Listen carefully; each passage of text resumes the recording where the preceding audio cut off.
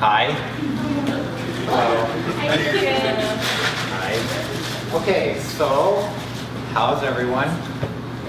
Good. Great.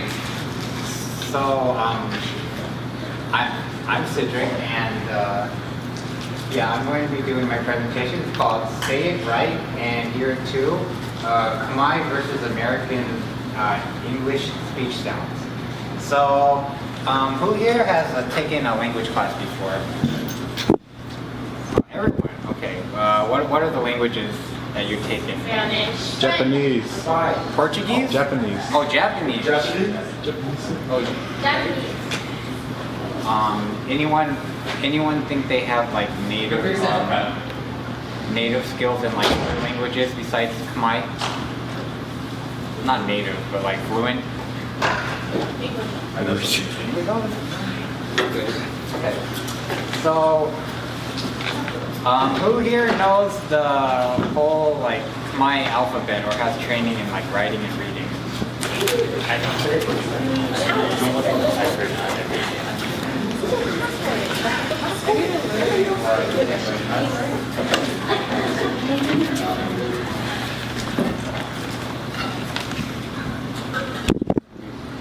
Okay, so I'm going to teach us about phonology and speech sounds because so often in language courses you don't get the training needed to learn how to pronounce right or learn how to hear what is said right, because a lot of it is focused on learning vocabulary, learning syntax, which is a sentence structure, and yeah, so I'm going to teach you about my speech sounds and how they differentiate from English.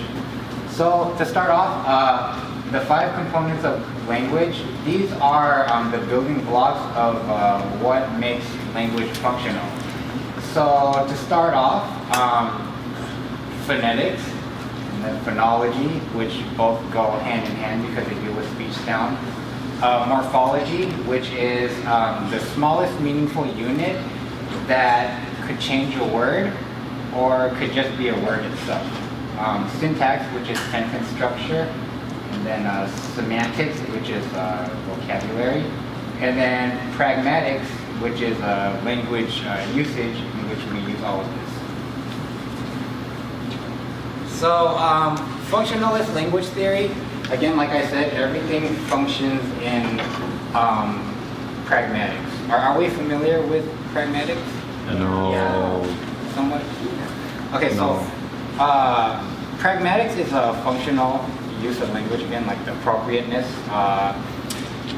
Let's see, it could be verbal or non-verbal.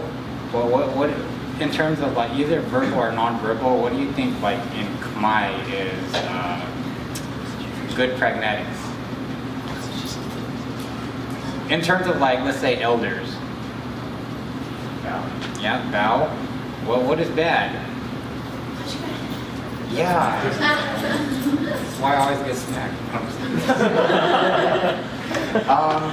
But yeah, again, you're in this pragmatic, this social context, and you're using all of these whether you express it or you're trying to understand it. So there's 3 components of speech: respiration, phonation, and articulation. And respiration is important because it brings in the air that we need in order to elicit the speech sound. Okay. And phonation comes next after respiration, which is submitting that air through that vocal fold, through that hole there, to make the sound. And articulation, which this is our whole oral cavity, and these are the main body parts that we use in order to make the sound. So, for example, the tongue. What kind of sound do you think the tongue makes?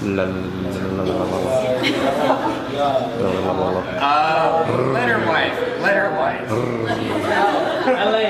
All of them.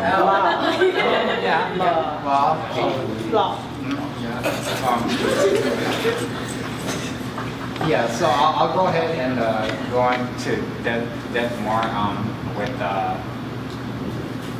when I talk more about this. Okay.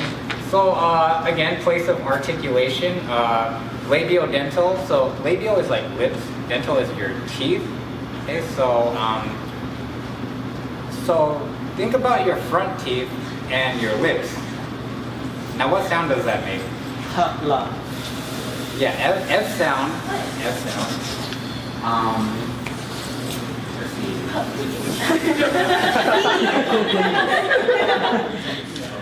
Okay.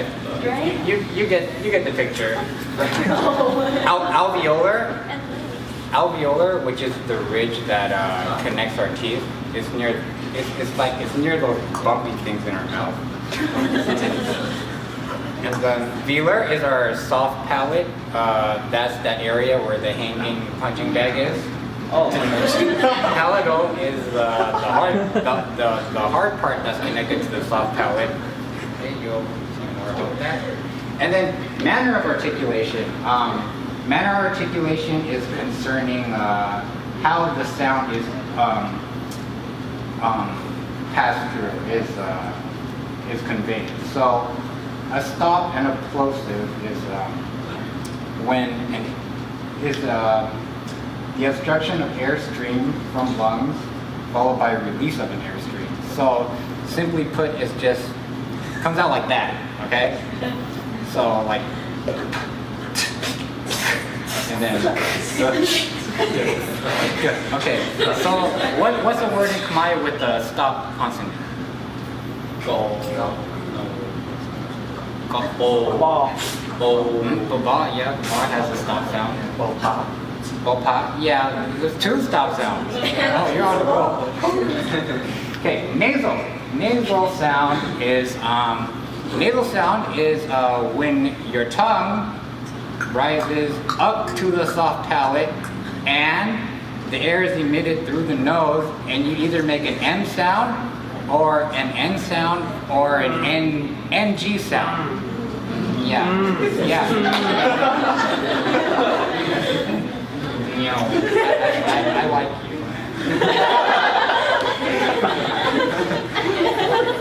So, fricative sound, it comes out of, how do I explain this? Like, in the, friction manner. Yeah. So, an F sound, or, yeah, you see something obstructing it. And then TH sound, L, lateral, proximate, and then approximate. That means kind of the same thing. So, I'll tell you more about that later. Affrigate is a ch or j. We have ch, but we don't have j in Khmer. Okay. So, who knows the difference between voice consonant and unvoiced consonant? It's like, I think voice is like O, and then like voice is like R, right? No, but I think. okay, so it's basically indicating that your vocal fold is vibrating when you make a voice sound. But when it's not a voice sound, it's not vibrating. So we're going to take a sound, two sounds that are stops, but we're going to determine which one is voiced and unvoiced. So P and B, P and B. Okay, no, go ahead. Go. Now take your hand to your voice box and then go and B. Okay. Now, carefully look for the vibration of your vocal folds while you're feeling. Which one is voiced? Who says P sound?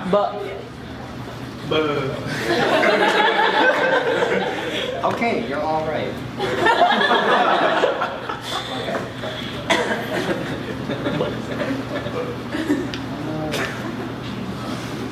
Ran out of battery.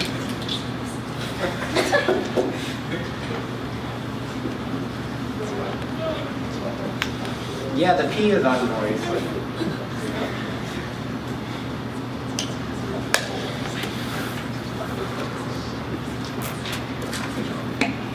Chapter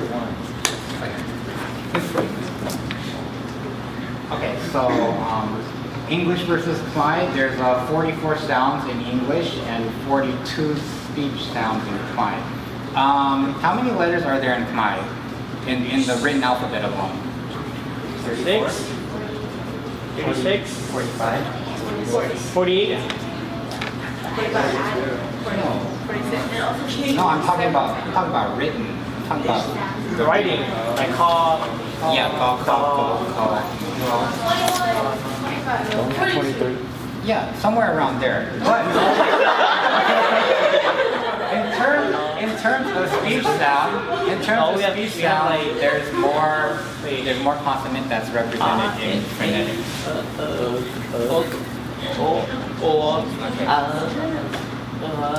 So I'm going to talk about word stress. Word stress, yeah. So word stress is emphasis given to certain syllables in a word or in a sentence. Okay? So as you see in English, there's a lot of rules of what makes the part of the syllable stress. A lot of it has to do with the type of word is it, whether it's a noun, adjective, verb. So everything is complex. And then if you compare it to Khmer, it's only about like 3 rules. You have a word with 2 syllables or 3 syllable, and the last syllable is the one that's stressed. So give me a multisyllabic word in Khmer. Bopa again? Bopa, yeah. So the pa is stressed. But if you go to English, like you say, hi, good morning, how are you? Like that's not a consistent stress pattern. It's just aperiodic, meaning it's just going everywhere. So let's see. What am I going to say? Okay, I want to show you this video. Okay.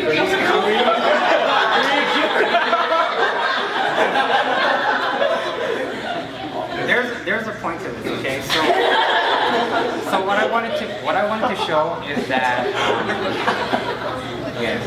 what I wanted to show is that being a native speaker of a certain language, you're going to internalize stress patterns, and it'll carry on when you're learning new languages too. So I want you to see what I'm saying with this, and then we'll discuss it later on. Okay? I'm only going to show a few seconds of this. Okay. 그냥 지역 간략거래 섭섭할 때 어떤 건 미나 보면 아오이 그냥 또 엉고와 짠 tempat 그냥 또 엉고와 시어머니 밤아 갈비 hai pramoy người Thái chật bị xét.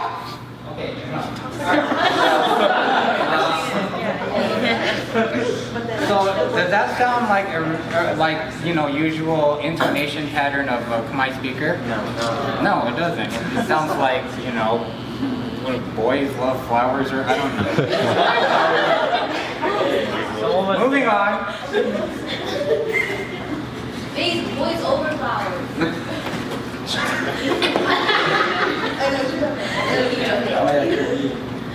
Okay, so going to English vowels. This is a schematic representation of how we produce our vowels. Meaning, if we produce our tongue lowers down to produce If we say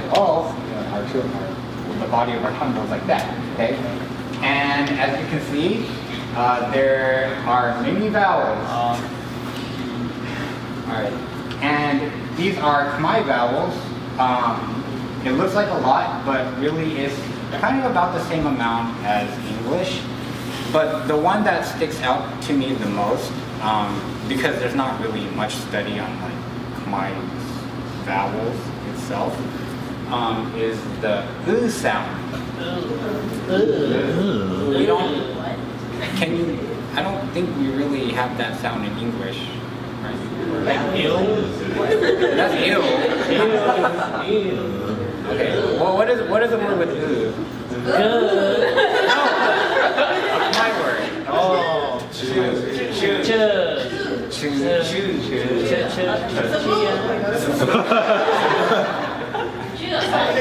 If you say it like that.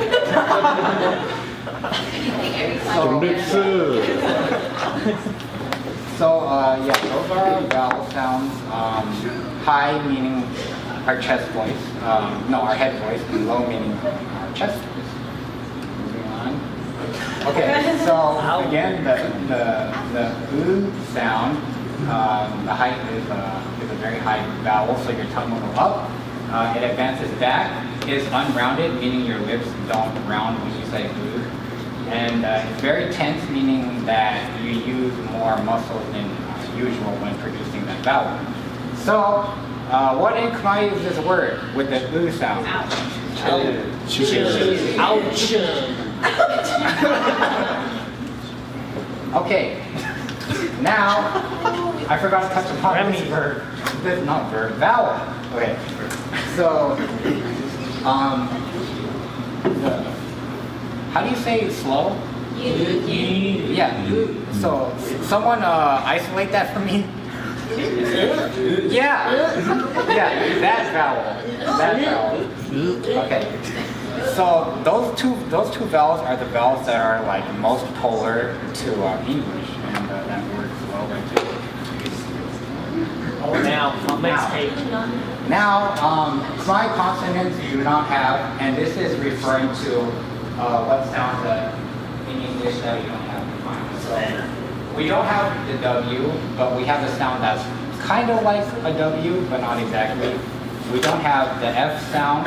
We don't have V. We don't have TH, and we don't have the other TH sound. Are you both familiar with like? Thirsty. The thirsty measures. Huh? Whoa? Is it vowel consonant? Whoa? Yeah, but it's not exactly V, and it's not exactly W. I get what you. I know where you're coming from, because I thought like that too. But then when I learned about the placement, it's kind of touching the mouth, but not touching the mouth. So like, What? like whoa, it's not whoa or whoa, you know? It's like, it's kind of like in between, if you know what I'm saying. Whoa.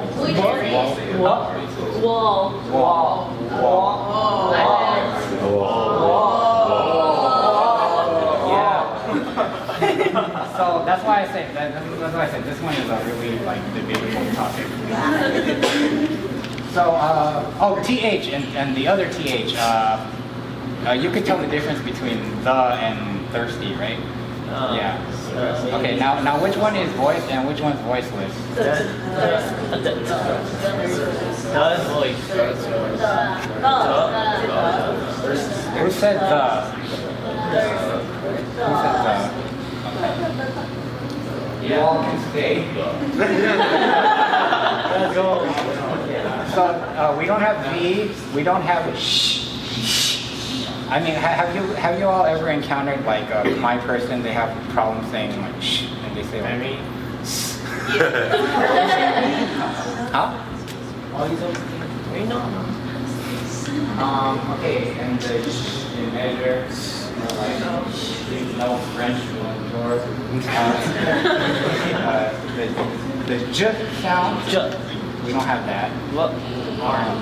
And then the R sound, we don't have retroflex R, but we have trill R.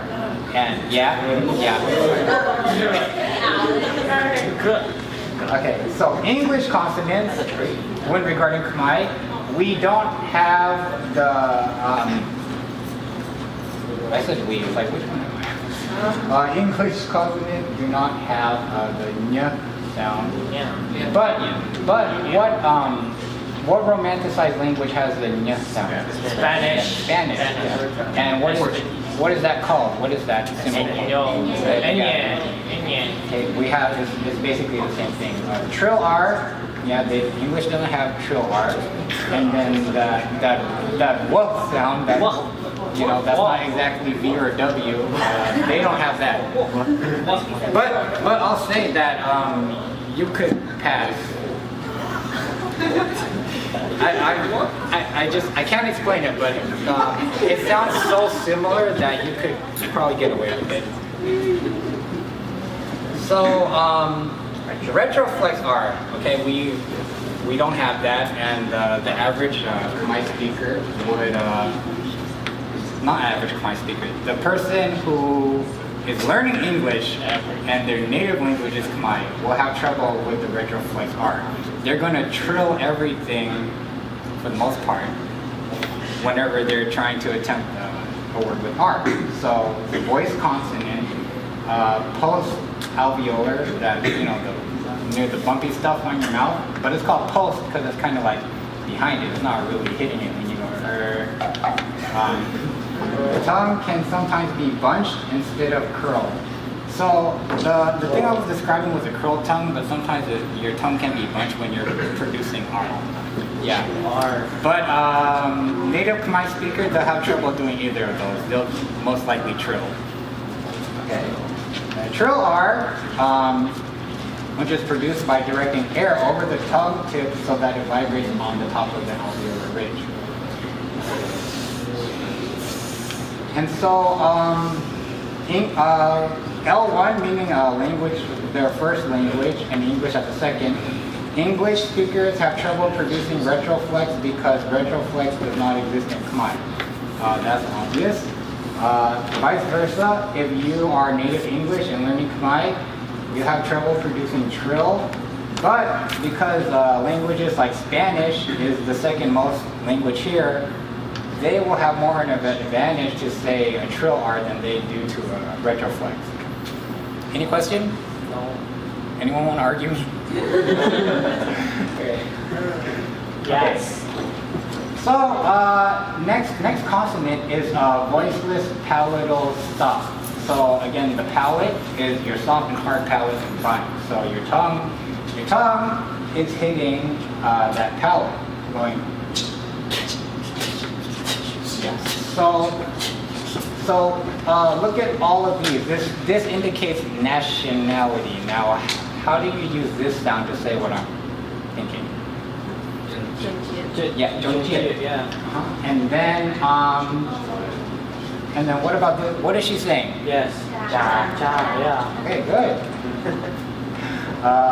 Palatal nasal, the nya sound, enya, whatever you want to call it. His voice is palatal nasal.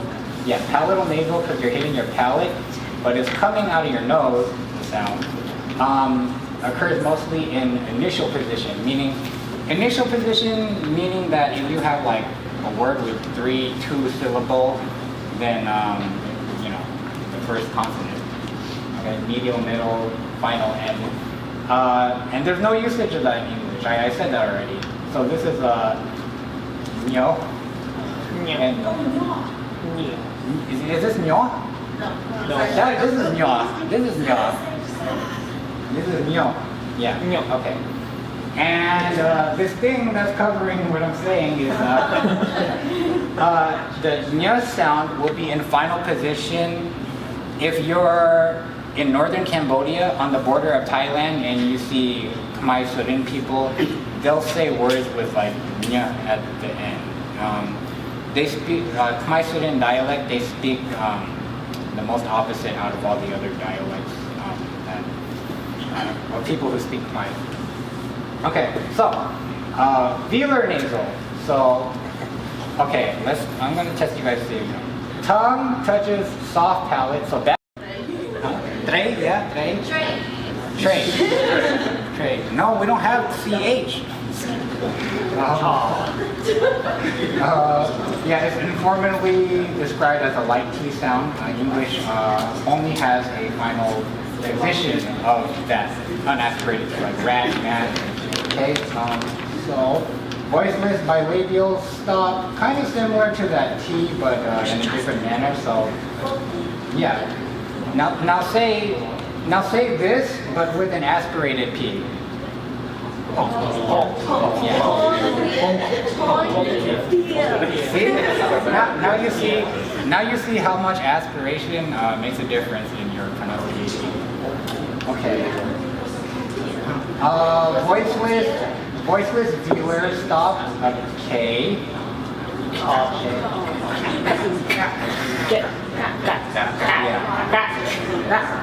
Yeah, you're not really emitting the K too much. Okay. So this is a summary of phonetic interference. My professor did a research study in 1991 of what Khmer speakers would substitute English sounds with. So it would be with like K to G. You could imagine that, right?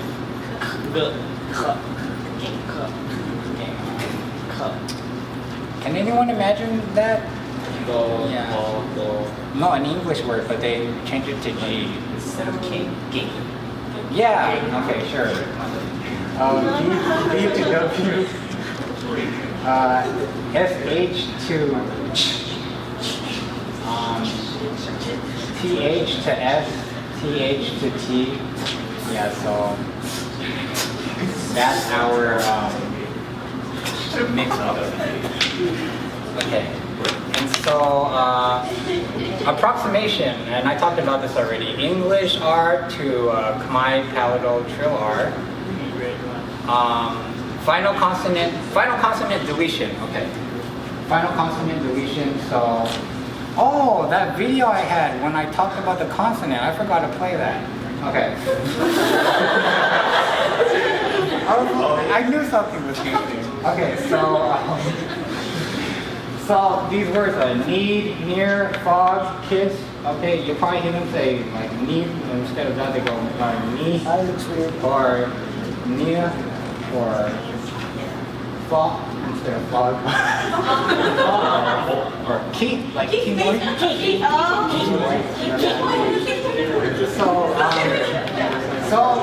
So as you can see, there's a lot of like final consonant deletion with Khmer speakers when they're trying to read.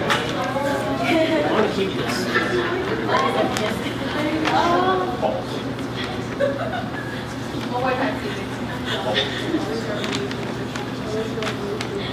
Okay, so that video. Okay, so this is a song from the early 1970s, and I wanted to show you, who's heard of that song called Yesterday Once More by the Carpenters? Can you sing it?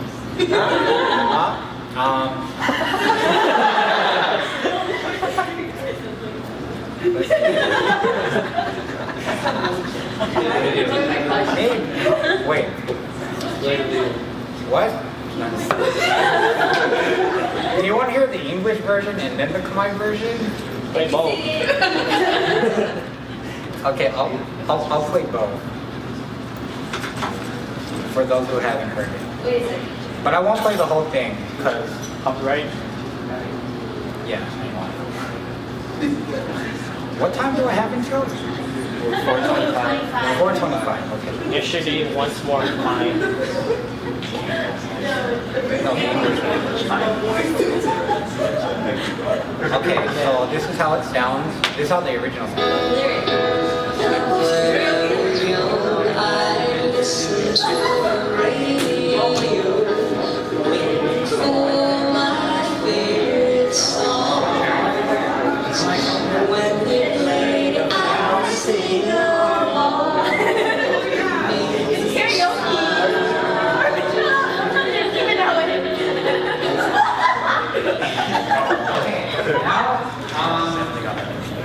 Pay attention to some of the speech sounds, okay? While listening to this. Oh, yeah, that's it. When I heard your island to the radio, waiting for my very song.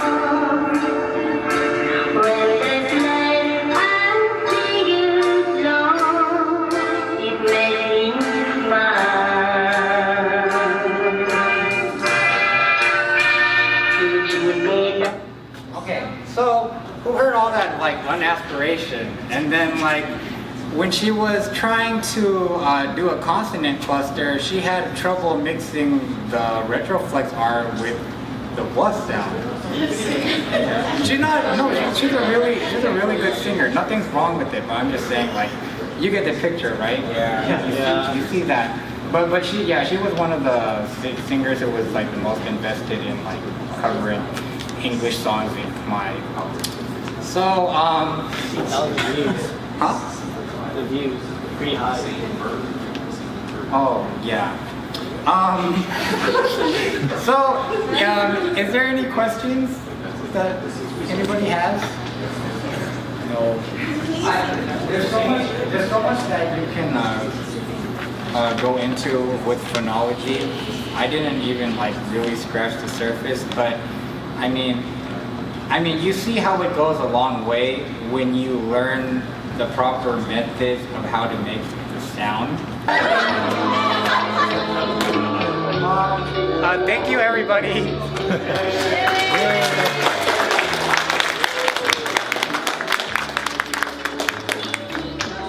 want to say anything?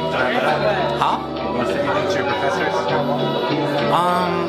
Yeah, look what you made me do. It's a good thing.